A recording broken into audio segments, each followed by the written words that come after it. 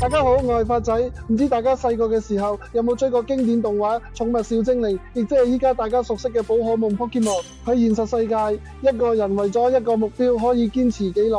由1997年開播到依家，有一個主角用咗足足25年嘅時間，為咗同一個夢想而奮鬥。佢就係小智。起點不完美的，開始以最深的基本，一切嘅起點要由小智10歲嗰年講起。當時佢滿懷期待喺真新鎮出發，準備去大木博士度揀佢嘅第一隻寶可夢。點知喺呢個人生重要時刻，佢竟然遲到。奇異種子、小火龍同車厘龜一早俾其他人揀走晒，大木博士無奈之下，只可以送一隻脾氣暴躁、完全唔聽話嘅比卡超俾佢。起初，比卡超連入精靈球都唔肯，甚至仲成日放電小智。但小智無因為一開波嘅爛牌而放棄，佢用真心同不顧一切嘅行動去保護比卡超。由一開始嘅互相排斥，到建立出無人能及嘅深厚情誼，就係呢隻一開始唔聽話嘅比卡超，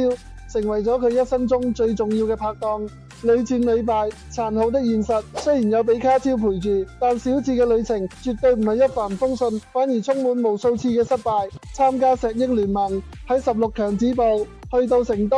同風原聯盟只去到8強，神奧聯盟喺4強出局。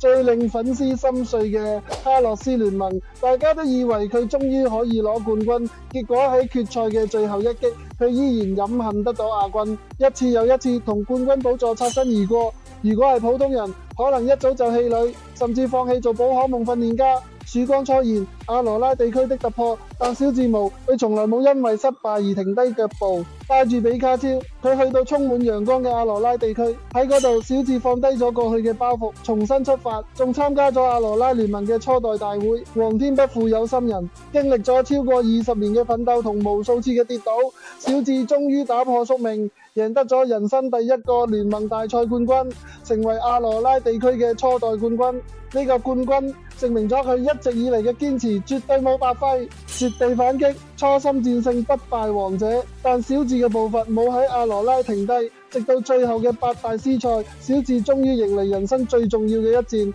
喺全世界嘅見證下，面對實力深不可測嘅不敗王者丹帝，去到最關鍵嘅最後一擊，小智正正就係用當年因為遲到大木博士送俾佢嗰隻一開始唔聽話嘅比卡超，打出奠定勝局嘅一擊。由最初嘅不完美，到最後一齊企上世界之巔，小智同比卡超用咗25年時間，真正成為寶可夢世界冠軍。連結自身發仔的永不言敗精神，小智經歷過無數次失敗，但佢永遠充滿熱情，永遠都係嗰句收復精靈，我得到啦！呢種對夢想嘅執着，深深咁震撼咗我。我之所以擁有今日永不言敗嘅性格，遇到困難我都不輕易放棄，就好似小智咁樣。小智對於我嚟講簡直係一個好榜樣，就係受咗寵物小精靈、寶可夢 Pokemon 呢段完整故事嘅啟發，喺邊度跌倒就喺邊度企返起身。呢個唔單止係小智25年嘅寫照，亦都係我發仔嘅人生座右銘。